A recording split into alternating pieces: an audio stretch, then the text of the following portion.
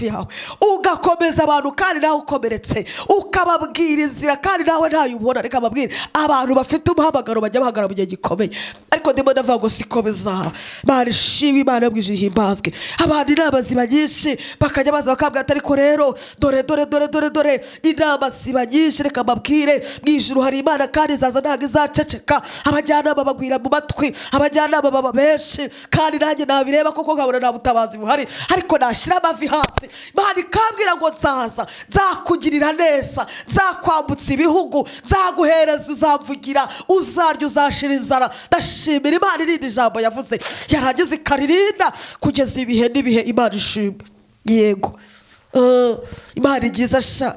Hari igihe bijya bigaragara ko Imana idahari. Umudiva aherutse kuririmba aravuga ngo mbese ibiri hehe, ibiri hehe, ngibisa ngiyihishe, ibiri hehe.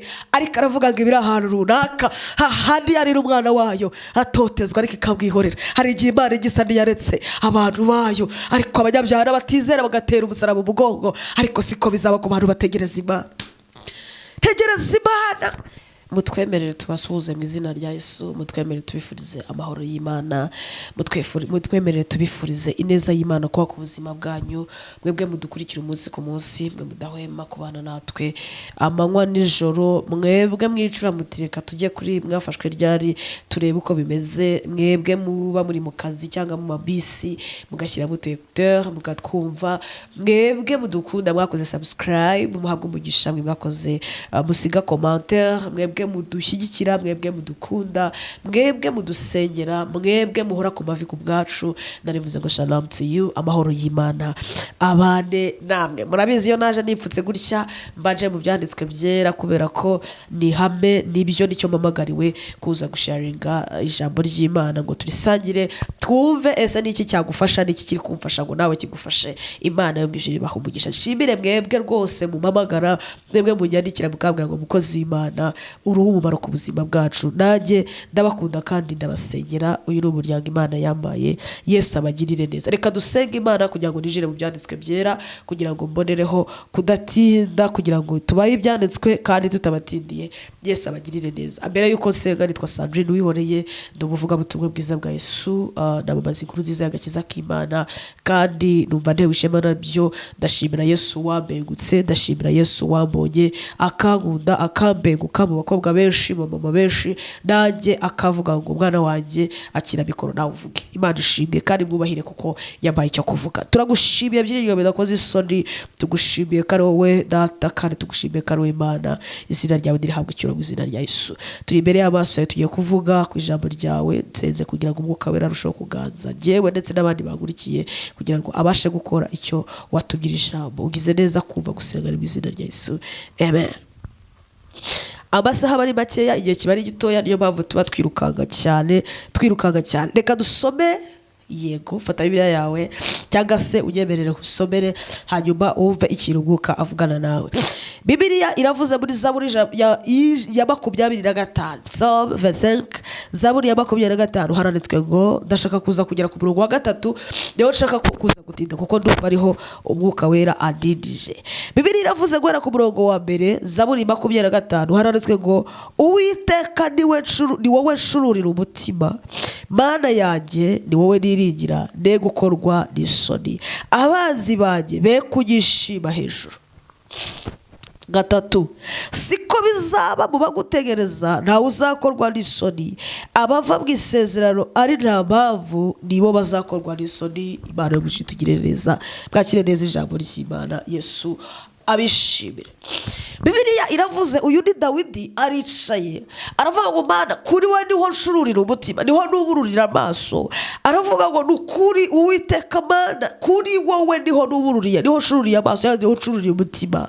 Aravuze ngo nukuri wambereye byose, wambereye imbaraga, wambereye ubuhungiro, wambereye byose, wambereye bwiza. Imana ishimwe cyane. Uwiteka we kuri wowe niho nubururiye iki amaso. Imana yo mwijuru tugirire neza.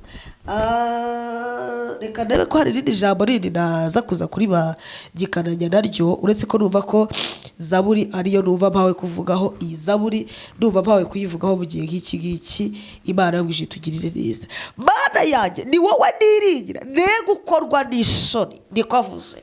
Mana yanjye ni wowe niringira, ne gukorwa n'isoni, abanzi banjye be kugishima hejuru. Mva nkubwire, sinzi ibihurimo, sinzi iminsi yawe uko imeze, sinzi ibintu uri bucamo, ariko reka niginge ngo abanzi bawe be kukwishima hejuru. Reka ngwatureho ngo abanzi bawe be kukwishima hejuru. Iyo tuvuze abanzi muratangira kureba hirya aho, hepfo aho, haruguru aho, ubwo nawe urabyumva. Ariko iyo usomye Bibiliya kwemeza ko nta muntu mu bantu nta mwanzi dufitemo, ahubwo umwanzi wacu ni Satani. Ariko nubwo yihishe inyuma y'abantu bagatuma bahemukira abandi, ariko mu bantu nta mwanzi, ntabwo urwana n'umuntu mugenzi wawe. Pawulo yigeze abivuga ngo kuko tudakirana n'abafite inyama n'amaraso, Imana idutabara. Dawidi aravuze ngo Mana yanjye mbera amaso, ni wowe nubururiye amaso, reka ne gukorwa n'isoni, abanzi banjye be kugishima hejuru. Ndimo ndavuga nyivuga aya magambo ngo nitaye ku bihe uri gucamo, nitaye ku minsi igusharira, nitaye ku bihe runaka uri bunyuramo bitakoroheye, reka nature ndimo aya mavuta ngo abanzi bawe be kukwishima hejuru. Abifuza ko waseba be kukwishima hejuru, abifuza ko wamwara be kukwishima hejuru, abifuza ko wapfusha we kukwishima hejuru, abifuza ko washobera be kukwishima hejuru. Izo nama zikorwa umunsi ku munsi, abo bazi cyangwa se abo kabo Satani yihishamo yitiza bakakurwanya be kukwishima hejuru. Ariko aravuze ngo siko bizaba ku bantu bategereza Imana. Baba, siko bizaba ku bantu bategereza Imana. Uyitegereza ku wa mbere, ku wa kabiri ukayibura, ukayishaka ku wa gatatu, ku wa kane ukayibura. Yobu yigize ngo ndayishakashaka ariko sinyibone. Ariko ndimo nakubwira ngo ku bantu bategereje Imana, ku bantu bayishatse, ku bantu batarambiwe, ku bantu batacogwe, siko bizaba. Ku bantu bategereza Imana, bakobwa bategereje Imana, siko bizaba. Ku bagabo bategereje Imana, siko bizaba. Ku babyeyi bategereje Imana, siko bizaba. Reka vugira ijambo, nubwo waba ukora akazi gasuzuguritse, ariko mu mutima ufite inzira z'igisiyoni, hagariko bizahora. Bibiliya iravuga ngo hahirwa abantu bafite mu mitima yabo inzira z'igisiyoni. Abo ngabo iyo bageze mu gikombe cyitwa baka, bajya bahindura ahantu h'amasoko. Njya kukubwira ngo siko bizaba, siko bizaba ku bantu bategereza Imana. Muri uyu muhamagara abantu benshi baguye, muri ibi bihe abantu benshi babivuyemo, muri ibi bihe abantu benshi bafashe konje, muri ibi bihe abantu benshi barambitse, muri ibi bihe abantu benshi bitakanye umusaraba. Ariko ku bategereje Imana siko bizaba, siko bizaba ku bantu bategereza Imana. Mu kazi umunsi ku munsi bakirinda kwiba, bagategereza Imana, bakirinda kwiba, bakirinda guhemuka, bagategereza Imana, bakirinda amanyanga, bagategereza Imana. Bibiliya iravuze ngo siko bizaba ku bantu bategereza Imana. Rafashijwe muri abo ntawe uzakorwa n'isoni, keretse abantu bava mu masezerano nta mpamvu. Abo nibo bazakorwa n'isoni, abo barimo babirambika, abo bari kubisebya. Abagabo baririmbaga bakaba barabirambitse, abagabo bahanuraga bakaba barabirambitse, abagabo bacurangiraga Imana bakaba barabirambitse, abagabo bari bashubye intama z'Imana bakaba barataye imihamagaro. Abagabo aba nibo bazakorwa n'isoni, kubera kuva mu masezerano nta mpamvu. Uza kuza kureba wibaze ngo mbese njye ndacyarimo muri ayo masezerano, ese njye ndacyaparitsemo, ese iby'Imana yambwiye ndacyabirinde cyangwa niciriye inzira, ese ko Imana yambwiye ngo izaza igirire neza ndacyarindira ineza y'Imana ku buzima bwanjye. Uze kuza kwisubiramo urebe ngo mbese aha Imana yavuganiye nanjye niho nyiri, ese ko yambwiye ngo ngitegereze ndacyayirindiriye, ese ko yambwiye ngo ne kwivanga n'amahanga ndacyitandukanya. Uze kuza kwisuzuma urebe. Ariko ndimo nabwira umuntu umwe cyangwa babiri bategereje Imana, birinze kurambirwa, birinze gucogora. Abagabo bategereje Imana birinze kwivanga n'amahanga. Peruse gusoma ijambo ry'Imana rirambwira ngo Efurayimu yivanze n'amahanga, ngo arangije mbere ivuze urutarutaro, Imana yo mu ijuru itugirire neza. Ndikumva atari ko bizaba ku bantu bategereje Imana. Muri bo nawe uzakorwa n'isoni. Ejo bundi Yesaya aherutse guhanura, avuga ijambo rikomeye 57. Aravuga ngo kuko umwami Imana izantabara, nico gituma ntamwara. Aravuga ngo nico gituma nkomera, maso yanjye hagakomera nkahinduka n'uruhu rutare. Aravuga ngo kandi nzi yuko nazakorwa n'isoni. Reka mbabwire ku bantu bategereje Imana, ntabwo ariko bizaba, siko bizaba ku bantu bategereza Imana. Hashobora kuba ari umuntu uri mu gasoko kandaburaye, hashobora kuba ari umuntu gukora muri karitsiye, hashobora kuba ari umuntu uri aho ngaho pembeni mu kibanza cya make mu gasoko kari aho ngaho, ariko yarategereje Imana siko bizahora. Birashoboka ko ari umugabo umugore yataye, ariko Imana siko bizahora. Birashoboka ko ari umubyeyi umugabo yataye, siko bizahora. Hagutana abana ariko wirinda kwiyandarika, uravuga ngo reka ntegereze Imana, ndimo ndakubwira ngo ntabwo ariko bizahora. Birashoboka ko bakuroga umunsi ku munsi, ariko ukavuga ngo sinzigera nanjye njya kubarogesha, ahubwo Imana yagizarwanirira. Reka nkubwire ngo siko bizahora. Birashoboka ko iminsi ibaye myinshi, ariko reka nkubwire ngo siko bizahora. Utegereje Imana data wa twese ntabwo ariko bizahora. Ushatse mu maso y'Imana siko bizahora. Jya nibuka umunsi umwe twigize gushaka Imana dushonje, dushaka Imana twambaye ubusa, dushaka Imana ibishuka ari byinshi, dushaka Imana ibyatugusha ari byinshi, dushaka Imana yewe Mana nyagasani, dushaka Imana igeze aho ngaho iratwiyereka, iratwigaragariza. Byababwira ngo nigeze gusenga ariko nshonje, nsenga nambaye ubusa, nsenga nta wampa n'igiceri cy'ijana, nsenga nta wampa n'akawunga, nsenga nta n'uwancira kari urutega, nsenga Imana ndi mu bishingwe. Yesu Kristo mwene Dawidi bibamo igihe kirekire, ariko nsenga Imana. Abantu twabanye mu buzima bwo hanze mu tubari bakambwira bati ariko Sandrine bite ko tubona ufite ubwenge ariko ukaba usaziye aho ngaho, ukaba utize ku kidendezi cy'ibishingwe, wavuye aho ngaho. Yesu we, Imana ishimwe. Abajyanama baba benshi, abo twaririmbanye mu bisope baraza barangegera bagata ku bite byawe, ubwiza ufite, igifaransa cyawe n'icyongereza, erega wava mu bishingwe ukaza. Ariko destifoze de glory bonusire, ndimo nakubwira ngo siko bizaba ku bantu bategereza Imana. Henestize de glory, ahantu uri birashoboka ko ushatse Imana ariko bikaba bikugaragara ko ntayo ufite. Reka mbabwire, hari igihe tuvuga Imana. Yesu we, nkomeje umuntu uri mu gihe cyo kuvuga Imana kandi itamugaragaraho, bijya bibaho cyane. Ugahanurira abantu ariko we nta butabazi buri hafi yawe, ugakomeza abantu kandi nawe ukomeretse, ukababwira inzira kandi nawe ntayo ubona. Reka mbabwire, abantu bafite umuhamagaro bajya bahagarara mu gihe gikomeye, ariko ndimo ndavuga ngo siko bizaba. Imana ishimwe, Imana yo mu ijuru ihimbazwe. Abantu inama ziba nyinshi, bakajya baza bakabwira ati ariko rero dore inama ziba nyinshi. Reka mbabwire, mu ijuru hari Imana kandi izaza ntabwo izaceceka. Abajyanama bagwira mu matwi, abajyanama baba benshi, kandi nanjye nabireba koko nkabona nta butabazi buhari, ariko nashyira amavi hasi. Imana ikambwira ngo nzaza, nzakugirira neza, nzakwambutsa ibihugu, nzaguhereza, uzamvugira, uzarya, uzashira inzara. Ndashimira Imana irindi ijambo yavuze yarangiza ikaririnda kugeza ibihe n'ibihe. Imana ishimwe. Yego, Imana igiza sha. Hari igihe bijya bigaragara ko Imana idahari. Umudiva aherutse kuririmba aravuga ngo mbese ibiri hehe, ibiri hehe, ibisa nk'iyihishe, ibiri hehe. Ariko aravuga ngo ibiri ahantu runaka, hahandi yarira umwana wayo atotezwa ariko ikabwihorera. Hari igihe Imana igisa n'iyaretse abantu bayo, ariko abanyabyaha n'abatizera bagatera umusaraba mu mugongo. Ariko siko bizaba ku bantu bategereza Imana. Tegereza Imana. Yego, hegereza Imana sha.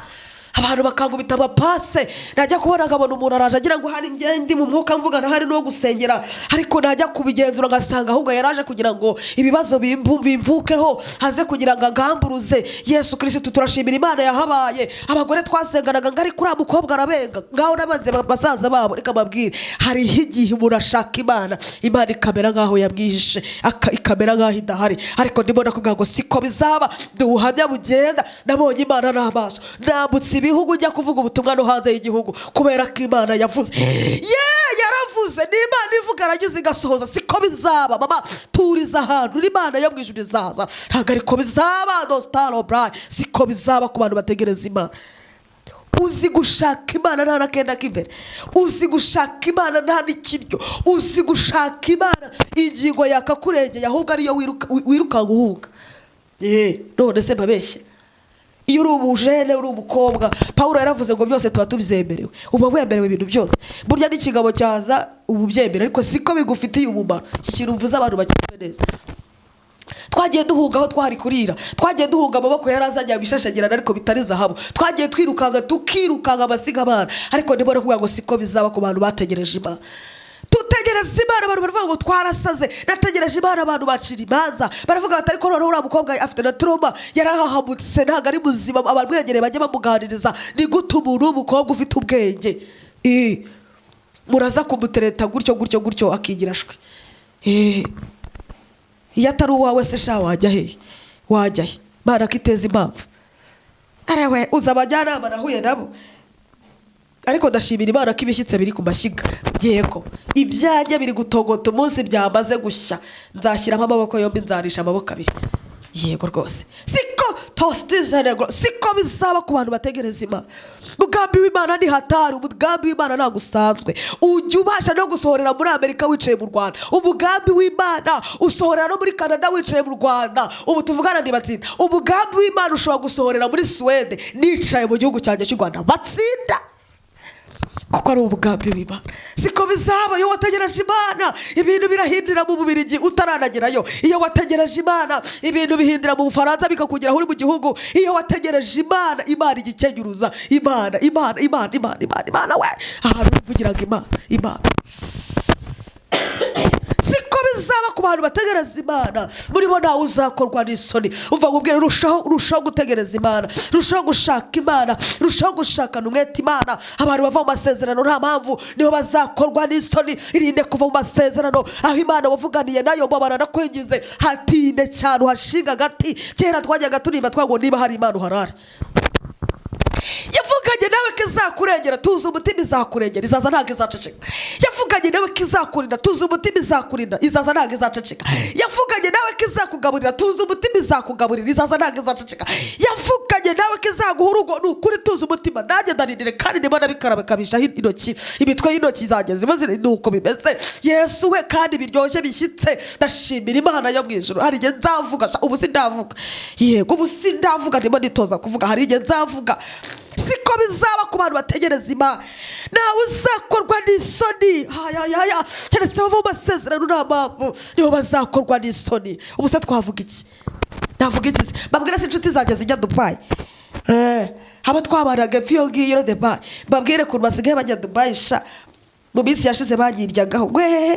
Ngo hanze kuza, ngo dukorera amafaranga, ngo ibiki Imana yo mu ijuru integere. Ariko reka mbabwire ngo siko bizaba ku bantu bategereza Imana. Najya aho ndayakorera cyane rwose. Ndashimira Imana yafashe ibyari kutwica ibihindura bidukiza. Yafashe aho twari kugwa ihahindura aho tubonera ubuzima. Yafashe dostizerego, yafashe ibitari bifite ishusho kuri twibihereza ishusho. Ndashimira Imana. Hari igihe uburacamo abantu bakajya ngo yarasaze. Ariko se harya ubwo nibwo buzima wahisemo muri umukobwa nkawe. Arewe ariko sa mujye mugenda gakeya, ntago ariko bizakubantu bategereje Imana. Umugore wawe agapfa kuri umugabo, ugahita wihutira kujya nawe urabizumva nyine utasenze sha. Aho niho isoni zigukoreye. Banza usenge Imana, yoboza Imana inzira. Ibintu by'abantu bategereje Imana, Yesu we bijya biza bishyitse kuko baba barategereje iki? Imana. Muri bo nawe uzakorwa n'isoni. Ashaka aba yarize cyangwa atarize, ashaka abakora cyangwa adakora, ashaka abacuruza cyangwa adacuruza, ashaka ababyibushye cyangwa ananutse, ashaka ababa mu muryango ikomeye cyangwa idakomeye, nawe uzakorwa n'isoni. La cerebra hostisere glory bonus. Nawe uzakorwa netawima on the side. Heta kude stifozere. Nawe uzakorwa n'isoni. Ndashimira Imana ivuga. Ariko Mana barumva ikirere cyafungutse kandi mugiye gusoza mutajyaho ndabatindira. Siko bizaba ku bantu bategereza Imana. Baba rusiga ko batari bango nanjye ndabyizeye ko atari ko bizaba. Birashoboka ko washatse akazi igihe kinirisha ukaburasha kandi warize. Birashoboka ko utereta abandi barongora, bibaho. Dusengeye abantu ye baba we. Umuntu akakubwira ati ndateretanye n'ubuntu bwaka, ugiye kubona bamutereye ivi. Gawada yego ye. Imana itakurengera muntu wakurengera. Umuntu akaza akakubwira ndagiye gufata credit, ariko dore bateje ibyanjye ndimo nakodesha ndikwirukangana n'abana. Mana yanjye dusengeye abantu ku buryo uvuga uti wa Mana ubundi bite byawe n'abantu. Ariko hari umuntu urambika ikiganza ijwi rikakubwira ati reka uwo gwari mu ngaruka zo kuba ataranegereje. Imana n'abana. Hari igihe usengera umuntu hakuje imbere ngo umusengere ararwaye, waba ukimurambika ibiganza ijwi ry'Imana rikakubwira ati reka sigaho mwana wanjye ntakuvune, ari mu ngaruka zo kuba atarandindiriye. Yagiye mu bapfumu bamushimikiramo ibindi bintu buretse bubwihoreye kuko si igihe cye cyo gukira. Yesu we ko tubanye n'Imana, ariko tubanye nayo. Siko Stifo siko bizaba. Mbonye Imana ihoresha ku buzima bw'abantu benshi. Ndayibaza ariko Mana bite? Ariko mu minsi ishize nagira abumburije iyereka ko ari Imana ishobora byose. Ndayishimira. Igikuraho igituma useba igasigaza igituma usenga. Yakuyeho umudayimoni w'inzara, ikuraho kwambara ubusa, ikuraho ubukode, ikuraho kugenza n'amaguru, ikuraho ubuzibi, ikuraho umudayimoni ramuriga. Isiga ikirushako sha kugira ngo nsigare nsenga. Sasa ntabwo byose byari kuzira. Yego ikuraho igituma duseba. Ngorera Imana ntasabiriza, ngorera Imana ntararaguza, ngorera Imana ntagenza amaguru, ngorera Imana nta gisuzuguro kindi. Ariko isigamo agakerageshwa kurushaka. Ishyiramo akantu k'agakode. Ariko ndayishimira ko atari ko bizaba. Maze umuntu akitereka ngo kanaka ntacyo azigera ageraho, ngo kanaka ntazashyira umugongo agihumeka. Nizigukure mu nzira ubundi tabare. Ubundi njya mbwira abantu ngo abantu bamwe bishwe n'amagambo bagiye batura. Umuntu akavuga ngo kanaka gazatabarwa ntakiriho. Reka Imana zibanze gukureho hanyuma imanure ubutabazi ku bantu. Imana iravuga ngo abantu hari umunsi nzavuga, ubu sindavuga. We gusa ujya ubatayara aho ngaho kuri aho kwako gacano n'akanyu. Ujya ubatayara uvuga uti umukozi w'Imana none ari ku iki? Ibisasu nibyo none ngiye kujya nohereza. Siko bizaba. Yewe kawe. Mu minsi ishize najyaga mbwira abantu ndi kubabwiriza ndi kandi shaho hari umunsi. Hari umunsi Yesu we abasengesho yanjye Imana izayakusanya. Nkagana hari umunsi sha nanjye nzaba nk'ahantu nze nyibwire nigarutse imbere yawe. Nijye wa mukobwa. Ego ndashimira Imana igibanye amaboko. Bakobwa mumurikiye nimutuze mushake amaso y'Imana murindire Imana igitanga abantu badatera stress. Yego bite byanya ariko ko babu tureba gutyo. Ubwo mba numva mfashijwe ngaburi cyo ndenzaho. Tugenda kwisengera Imana. Siko bizaba papa. Siko bizaba. Imana ararebye ibona sabira sinjye muntu uzayengenza amaguru. Yego cyane rwose. Ndavuga iti mwana wa igihe wahereye yagenze ujya no kumvugira kirahagije. Sasa Imana iritegereza ati mwana wa si do pray eras ndacecetse. Siko bizaba. Yego.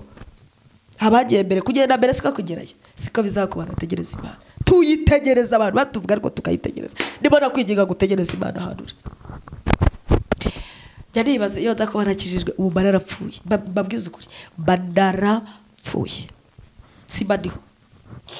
Ayi Yesu wagenje ute? Ayiye Yesu we uko wagenje kurabaze. Ayiwe Yesu we hayi data wagenje ute? Ayiwe Yesu we uko wagenje ndamaze kuramaze ko Yesu yagenje kuramaze. Ndaruta baba mutubari batazi niba bwanakeye.